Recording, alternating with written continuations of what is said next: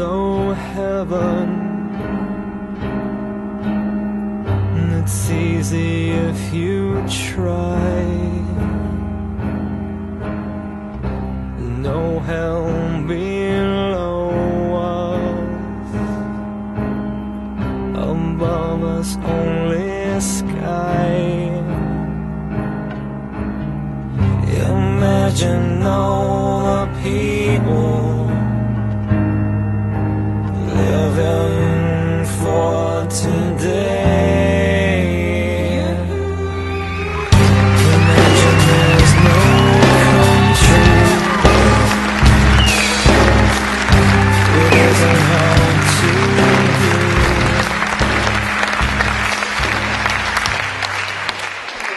affects human behavior.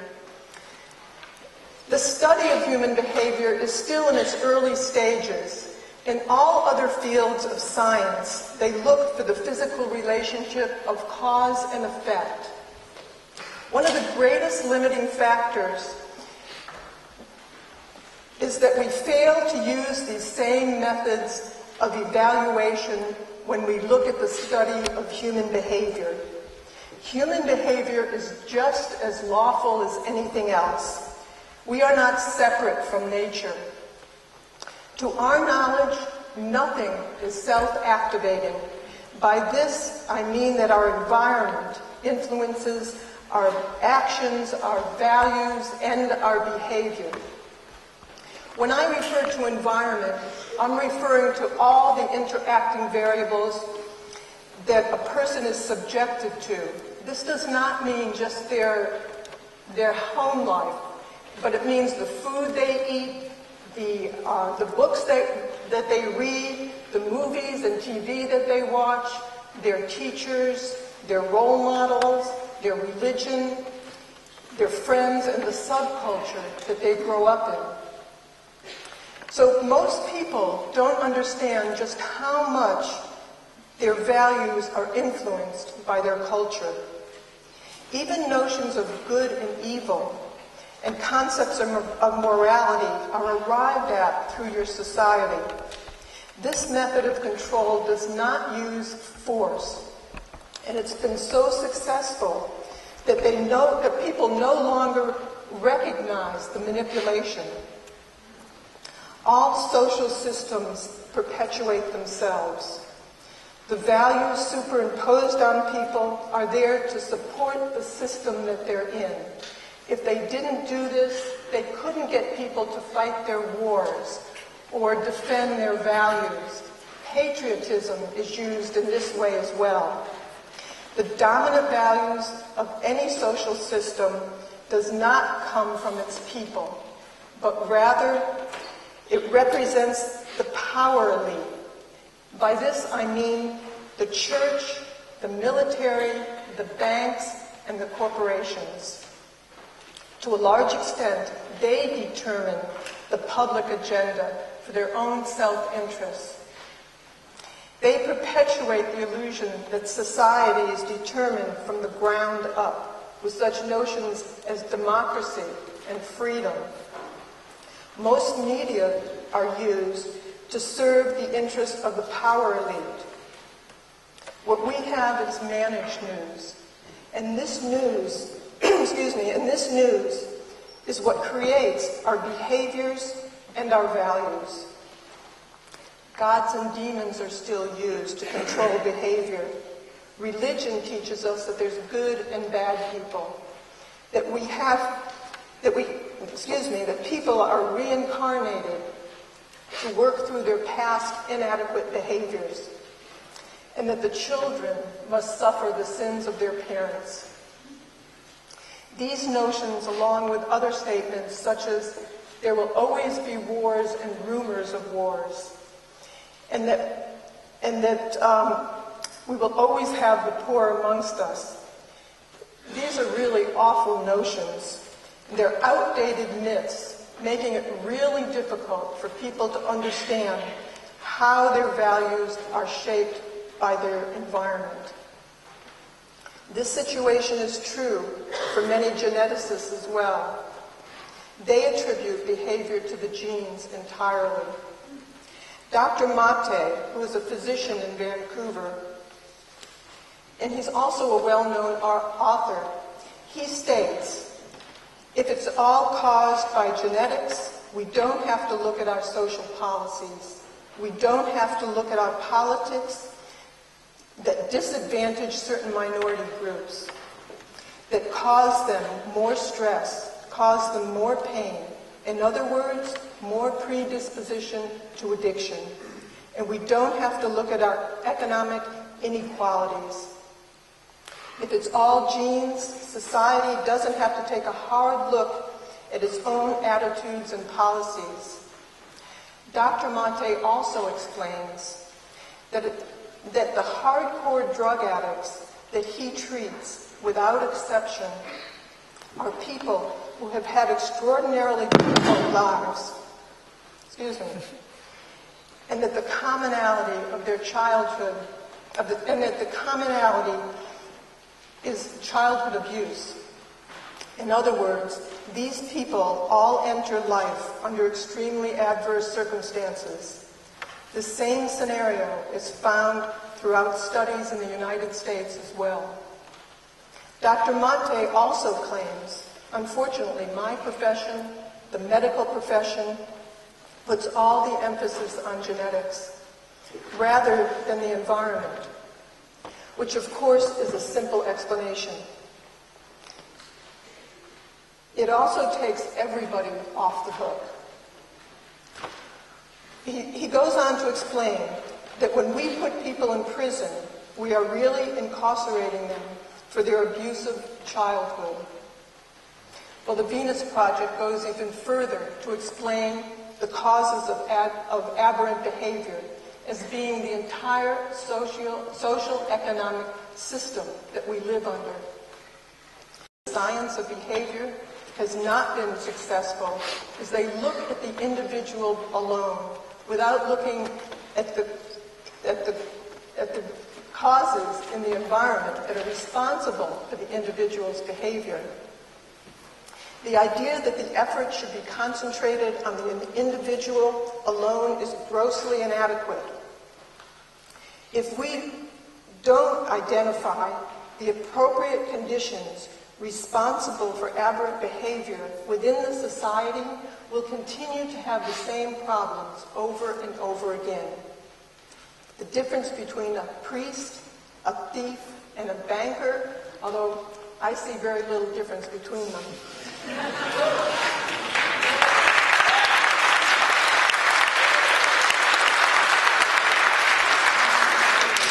The difference isn't found in their genes, but in the environment that they're raised under. For example, in the ancient Roman times, you could find entire families going to see Christians being fed to lions. And the little boy may say, "Daddy, Daddy, can we go see Christians being fed to lions next week?" And the father may say, "If you behave yourself." So is the little boy bad or in saying no? He's merely reflecting the society of his times. This is also true with the military man of today, who is indoctrinated to kill or drop bombs on entire villages. You may think he loses sleep over this, but no, that's not the case. Most of the time, they're given medals and reinforced for such actions. The pilot reflects the values of his culture, just as the Roman family did. What we call conscience and morality are not inborn traits, but are determined by culture, geography, and the times. If a young Nazi boy was raised as a baby in Nazi Germany, he'd be a Nazi. If you were to approach the headhunters of the Amazon and said to one, "Oh my gosh, you have 10 shrunken heads in your hut. Don't you feel terrible?" He may say, "Yes, I do. My brother has 20.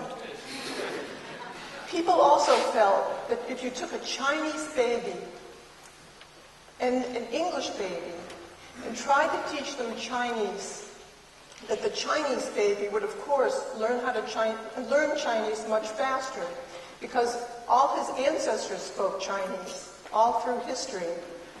And they even tried this, and they found that it wasn't the case at all, that they both learned at the same rate. So one does not inherit acquired knowledge. You have to learn this. One is not born with bigotry and prejudice and patriotism or anger and self-centeredness. These are nurtured through the environment. If one is born with a larger brain, with more neural transmitters, you can learn how to be stupid faster.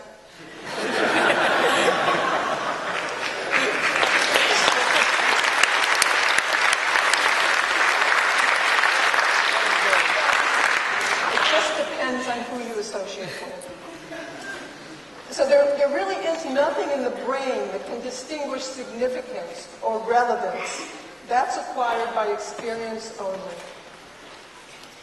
Parents have an understanding of this when they forbid their young children to play with other kids who they feel are a bad influence. When parents want their kids to become a physician, they put them in a medical environment. If they want them to learn how to build bridges, they put them in an engineering environment. People often say, well, I know two children. One is a thief, they're both from the same family, and one is a minister. So if it's environment that causes behavior, then how do you account for that? Well, you know, people have to go to school for years to be able to work on a jet engine, but they let anyone raise kids. And children are far more complex than any jet engine. Very often parents pit one child against the other, and they say things like, why can't you behave like your sister? She picks up everything, she does all her homework at a time. Well, when that sister falls down the stairs, the little boy is going to have a slight grin on his face. So it's never from the same environment, even though the children come from the same household. Our environmental influences have become so ingrained in our habits, our feelings, and our outlook that we often think it's human nature. Well, there really is no such thing as human nature.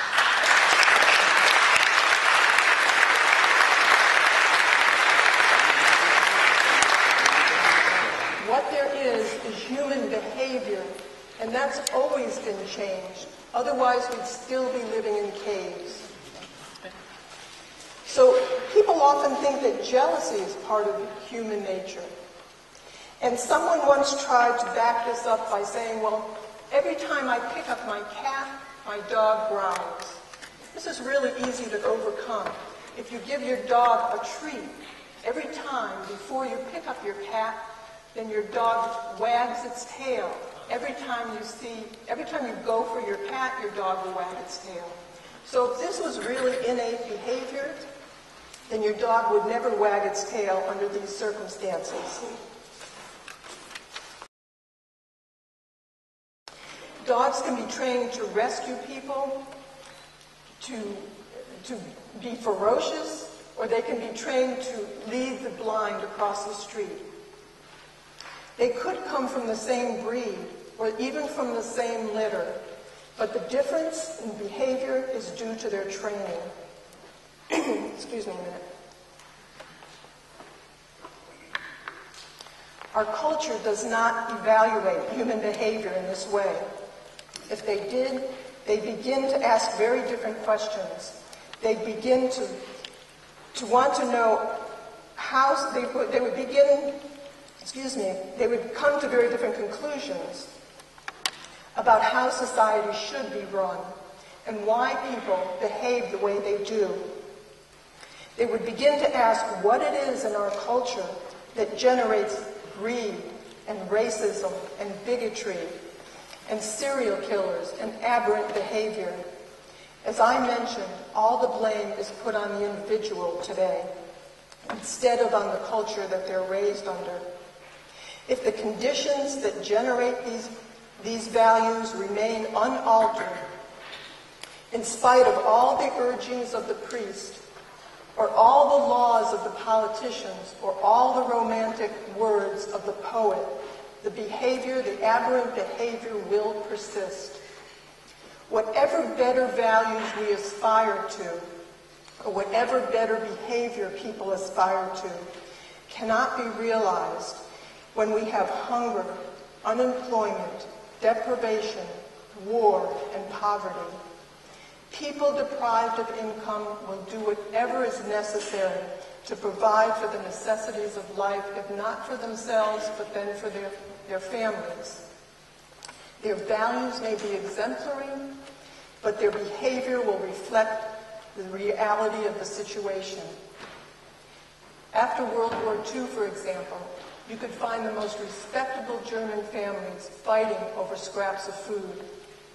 Eventually, we will understand that most forms of so-called criminal behavior which fill our jails are generated by the scramble for money and property in an age of often contrived scarcity of the monetary system and the values that it generates.